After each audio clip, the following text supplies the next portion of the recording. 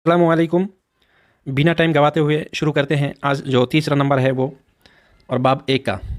आयशा रजी अल्लाह अन्हा से ही रिवायत है कि उन्होंने फरमाया कि या रसूलुल्लाह सल्लल्लाहु अलैहि वसल्लम पर वही की शुरुआत सच्चे ख्वाबों की शक्ल में हुई। आप जो कुछ ख्वाब में देखते वो सुबह सुबह की रोशनी की तरह नमूदार होता। फिर आपको तन्हाई पसंद हो गई, चुनांचे आप गारे हीरा में तन्हाई इख्तियार फरमाते और कई कई रात घर तशरीफ़ लाए बग़ैर इबादत में लगे रहते। आप खाने पीने का सामान घर से ले जाकर वहाँ कुछ रोज़ गुजारते, फिर खदीजा रजी अल्लाह अन्हा के पास वापस आते और तकरीबन इतने ही दिनों के लिए फिर कुछ खाने पीने का सामान ले जाते। एक रोज़ जबकि आप हीरा में थे, इतने में आपके पास एक हक आ गया और एक फ़रिश्ते ने आकर आपसे कहा, पढ़ो। आपने फरमाया, मैं पढ़ा हुआ नहीं हूँ। इस पर फ़रिश्ते ने मुझे पकड़कर खूब दबाया, यहाँ तक कि मेरी ताकत बर्दाश्त जवाब देने लगी।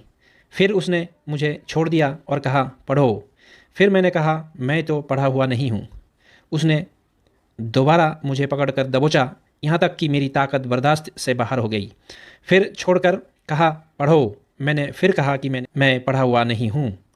उसने तीसरी बार मुझे पकड़कर दबाया, फिर छोड़कर कहा, पढ़ो अपने रब के नाम से जिसने पैदा किया, जिसने इंसान को खून के लथड़े से पैदा किया, और तुम्हारा रब तो निहायत करीम है। रसूलुल्लाह सल्लल्लाहु अलैहि वसल्लम इन आयतों को लेकर वापस आए और आपका दिल धड़क रहा था। चुनांचे आप अपनी बीवी खदीजा बिनते खुवैलिद रजी अल्लाह अन्हा के पास तशरीफ़ लाए और फरमाया, मुझे चादर उड़ा दो, मुझे चादर उड़ा दो। उन्होंने आपको चादर उड़ा दी, यहाँ तक कि डर की हालत ख़त्म हो गई। फिर अपने खदीजा रजी अल्लाह अन्हा को किस्से की खबर देते हुए फरमाया, मुझे अपनी जान का डर है। खदीजा रजी अल्लाह अन्हा ने कहा, बिल्कुल नहीं, अल्लाह की कसम, अल्लाह ताला आपको कभी जलील नहीं करेगा। आप रिश्ते जोड़ते हैं, कमज़ोरों का बोझ उठाते हैं, फ़कीरों व मोहताजों को कमा कर देते हैं, मेहमानों की खातिरदारी करते हैं और हक़ के सिलसिले में पेश आने वाली तकलीफ़ों में मदद करते हैं।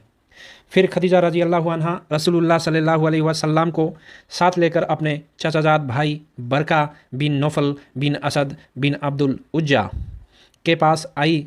बरका जिहालत के ज़माने में ईसाई हो गए थे और इब्रानी ज़ुबान भी लिखना जानते थे। चुनांचे इब्रानी ज़ुबान में जितना अल्लाह को मंजूर होता इंजिल लिखते थे। बरका बहुत बूढ़े और अंधे हो चुके थे। उनसे खदीजा रजी अल्लाह अन्हा ने कहा, भाईजान आप अपने भतीजे की बात सुने। बरका ने पूछा, भतीजे क्या देखते हो? रसूलुल्लाह सल्लल्लाहु अलैहि वसल्लम ने जो कुछ देखा था वो बयान कर दिया। इस पर बरका ने आपसे कहा, ये तो वही नामूस बही लाने वाला फ़रिश्ता है जिसे अल्लाह ने मूसा अलैहि वसल्लम पर नाजिल फरमाया था। काश मैं आपके नबी होने के ज़माने में ताकतवर होता, काश मैं उस वक्त तक ज़िंदा रहूं जब आपकी कौम आपको निकाल देगी।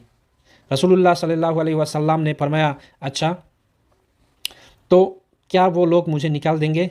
बरका ने कहा, हाँ, जब भी कोई आदमी इस तरह का पैगाम लाया जैसा आप